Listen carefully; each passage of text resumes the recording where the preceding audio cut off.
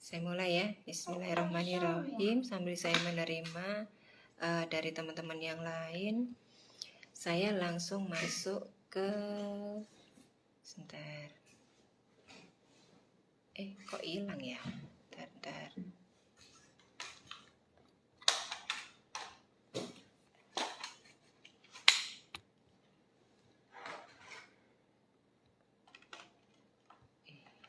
Kok tidak masuk?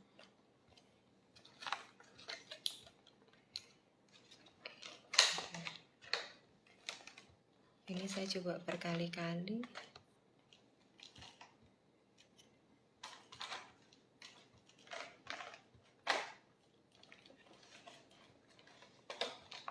Saya coba lagi ya. Semoga bisa. Nah, bismillah. Ada enggak? Sudah muncul PPT-nya? Oke, baik. Nah, di minggu yang kemarin kita sudah mendengarkan pengantar observasi. Kalau kita mau simpulkan secara cepat aja, teman-teman nangkepnya kegiatan observasi itu diartikan kegiatan apa ya? Siapa yang mau menyampaikan? Kita pemanasan dulu, meskipun siang hari. Setiap hari itu kita sudah melakukan observasi. Nah, sekarang observasi itu paling mudahnya diartikan dengan apa? Dengan kata-kata apa? Siapa yang mau menyampaikan? Mbak Eva? Iya, yang kelihatan Mbak Eva, akhirnya kesebut juga namanya Mbak Eva. Silakan Mas, ini yang di depan saya ya, Mas siapa, Mbak Hensa, Mbak Honsa, Mbak Salsabila. Yang mudahnya apa kira-kira ketika kita ya, pengamatan, betul sekali. Dalam proses pengamatan itu ternyata kita nggak cuma mengamati aja. Kegiatan observasi itu dibagi menjadi 4 hal prosedur begitu ya. Kalau teman-teman ingat kembali di video pengantarnya, kita punya kegiatan yang pertama adalah mengamati. Jadi mengamati itu ternyata nggak selalu pakai mata aja. Ternyata proses pengamatan itu bisa memakai 5 panca indera kita. Ya, jadi ya mata, ya apalagi hidung, ya mulut, ya kulit dan lidah gitu ya. Berarti kalau misalkan hari ini saya berasa kok lapar dan kayak bau-bau pisang goreng begitu ya. Nah, berarti sebetulnya saya sedang mengamati gitu ya. Cuma yang muncul sensasinya adalah pembauan gitu ya, atau dari hidung. Jadi pengamatan itu tidak selalu mata ya, boleh di 5 panca indera kita.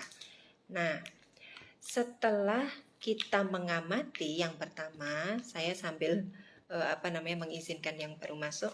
Setelah kita mengamati, yang proses kedua itu adalah pencatatan. Nah, pencatatan itu apa yang kita lihat, yang didengar, yang dirasa, yang dibaui, yang menggunakan 5 panca indera tadi, itu dituliskan. Dituliskan apanya? Ya berarti dicatat apanya? Ya dicatat apa-apa saja yang perlu dicatat sesuai dengan rencana di awal. Jadi misalkan saya mau membuat catatan tentang hari ini saya kok bau pisang goreng. Saya lihat jam gitu ya, sekarang jam 2:28, tiba-tiba saya membawi aroma pisang goreng dan semakin lama semakin kuat, dan saya mencoba jalan menuju arah. Nah, itu semuanya saya catat, itu namanya observasi. Setidaknya kita ketika akan menjelaskan ulang pada orang lain, maka kita punya data. Apa salah satu data yang Anda dapat dari paparan saya tadi? Coba silakan. Data apa yang waktu saya cerita sedikit tadi itu data yang bisa didapatkan? Kira-kira data apa? Siapa yang mau mencoba? Mbak Eva lagi. Saya nggak tahu wajah yang lain sih soalnya. Ayolah buka buka videonya, kita kuliah bareng, nggak bisa offline. Gimana? Mbak Eva juga boleh loh. Ada apa ya? Data apa ya? Tadi cerita sedikit saya tadi. Yang bisa didapat apa? Teman-teman yang lain yuk juga bisa menebak. Silakan Mbak Eva. Tadi saya menunjukkan apa? Yang pertama kali saya cerita apa tadi? Waktu. Saya tadi menunjukkan waktu ya. Waktu saya cerita tadi kan jam 2 lebih 28 saya tercium bau pisang goreng. Berarti data pertama adalah yang bisa ditangkap ada jam loh. Ada waktu yang disebutkan oleh Bu Ima. Jam 2 lebih 28. Sebentar ya teman-teman, saya jeda iklan sebentar. Ada si kecil telepon, jadi saya terima telepon dulu ya, sebentar. Cari data lagi.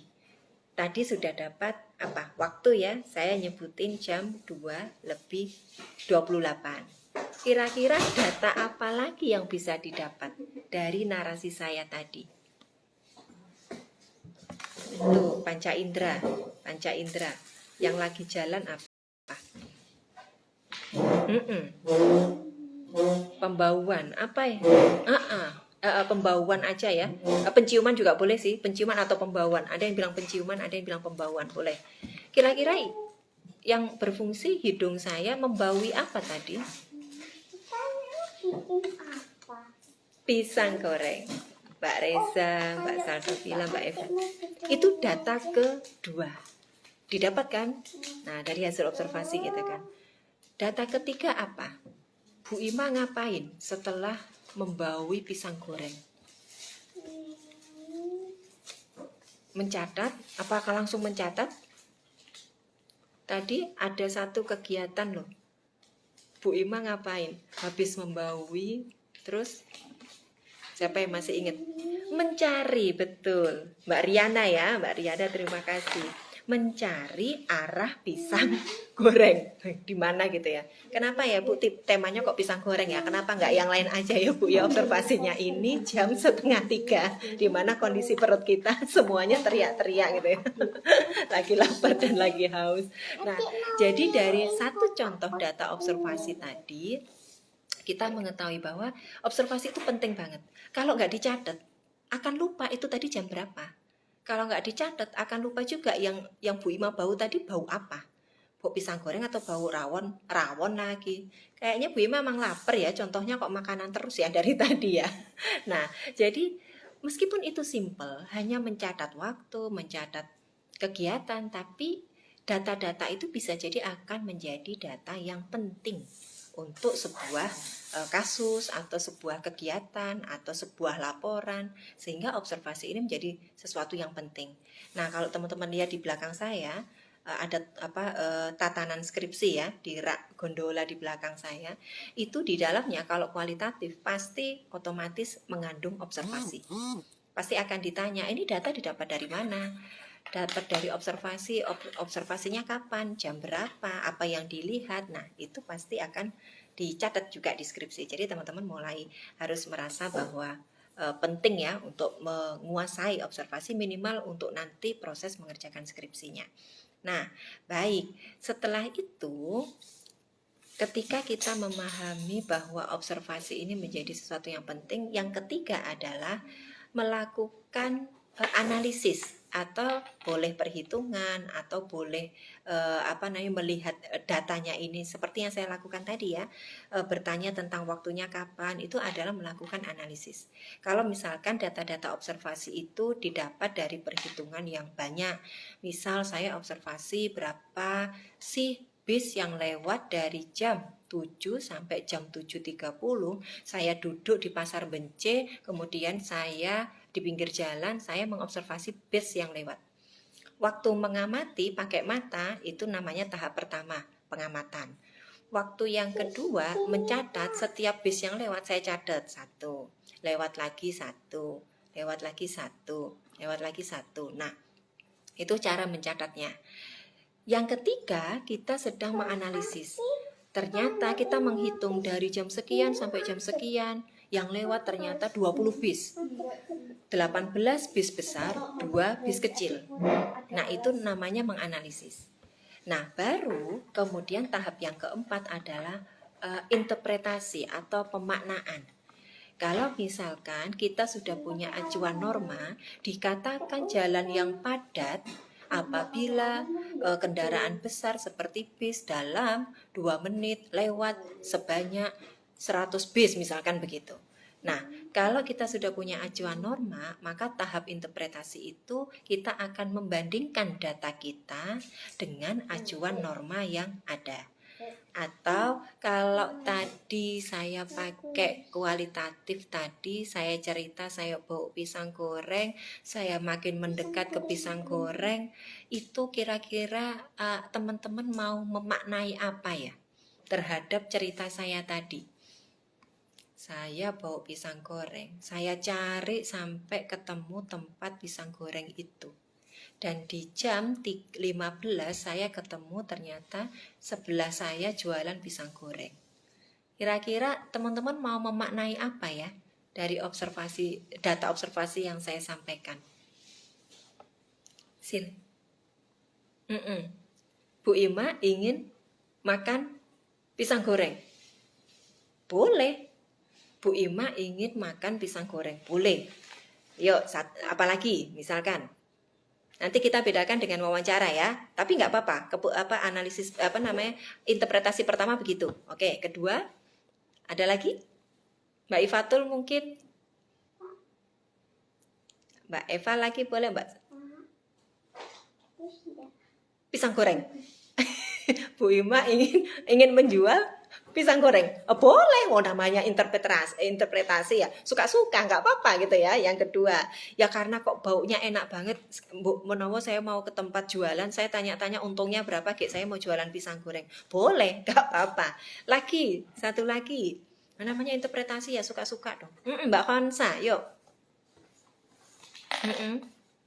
Nah, saya ingin membeli pisang goreng. Oke, gitu ya. Nah, sebetulnya interpretasi teman-teman ini sah-sah saja.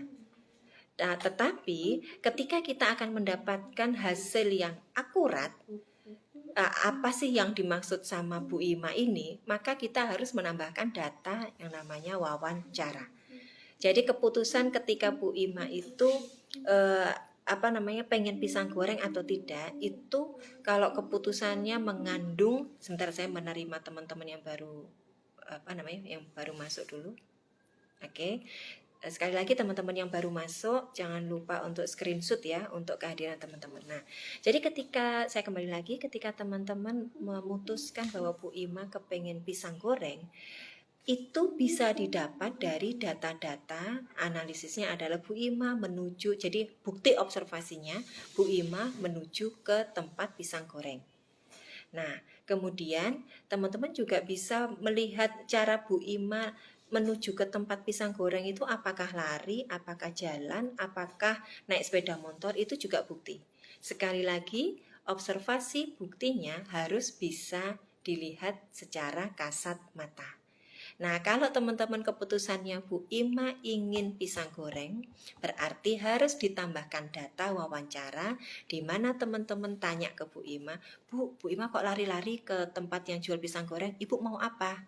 Nah, baru saya menjawab, saya mau beli pisang goreng. Nah, itu baru boleh diputuskan sebagai Bu Ima pengen beli pisang goreng. Jadi beda ya hasilnya ya. Kalau data observasi betul-betul yang bisa dilihat oleh teman-teman dan bisa didengarkan. Dan bisa panca indera kita deh pokoknya yang jalan. Nah, kalau hasil wawancara itu setelah bertanya-tanya baru kemudian digabung antara observasi dan wawancara, hasilnya seperti yang teman-teman bilang tadi. Bu Ima pengen pisang goreng, atau ternyata Mbak Ifatul habis wawancara sama saya, tanya-tanya, Bu Ima kok lari-lari ke tempat pisang goreng? Saya pengen punya bisnis baru jualan pisang goreng, mau tanya-tanya ke yang jual pisang goreng, itu tuh untungnya seberapa, kalau tepungnya sekian, pisangnya sekian. Nah, kalau habis wawancara begitu Mbak Iva tuh yakin, oh bener kan Bu Ima mau jualan pisang goreng, nggak cuma beli aja. Tapi kalau observasi, kita tidak boleh memberikan keputusan seperti yang barusan kalau tidak ada data wawancara. Yang bisa dilaporkan apa? Misalkan Bu Ima terlihat naik sepeda motor menuju ke pisang goreng. Bu Ima terlihat mengambil pisang goreng, kemudian membayar pisang goreng. Bu Ima terlihat berjalan menuju ke arah yang berjualan pisang goreng. Nah, itu hasil observasi. Nah, memaknai observasi itu bisa langsung dimaknai, bisa juga digabung dengan yang tadi, digabung dengan data wawancara atau data tes psikologi atau yang lain. Nah, teman-teman sudah mulai bisa membedakan ya, mana yang memaknai observasi, mana yang memaknai observasi ditambah dengan tools yang lain atau alat-alat yang lain. Clear sampai sini? Bisa bedakan? Bisakah? Ada yang masih mau bertanya sebelum kita masuk ke strategi perancangan observasi? Rumputnya dulu deh. Ada yang dibingungkan gimana kita membedakan satu laporan observasi, satu laporan gabungan observasi dan yang lainnya. Kalau observasi apa tadi rumusnya? Harus bisa dibuktikan oleh panca indera. Bisa dilihat, bisa didengar. Tapi kalau hasil wawancara memaknainya bisa sebagai sebuah sebagai sebuah kesimpulan. Bu, kalau saya waktu observasi tadi itu memberikan pemaknaan sepertinya Bu Ima itu kayak mau beli pisang goreng, itu apakah boleh? Boleh sebagai proses pemaknaan. Tetapi untuk kemudian itu sebagai hasil keputusan akhir, itu harus mendapatkan data-data dari